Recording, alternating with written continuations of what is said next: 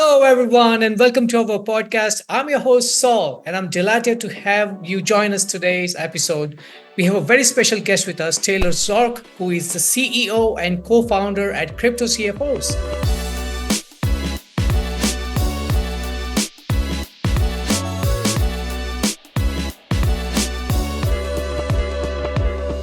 No, absolutely. And I guess there's also one more angle because I have spoken to a lot of CPAs and they have also raised this concern that they wouldn't quite know because usually what happens is towards the end of the year, the infamous shoebox of receipts, that comes and, when the tax filing season comes.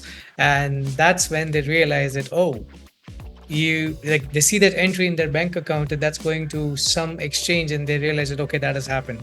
And then that question mark comes that, okay, where did this money go to? And then they're like, oh, I bought something, like some crypto or something.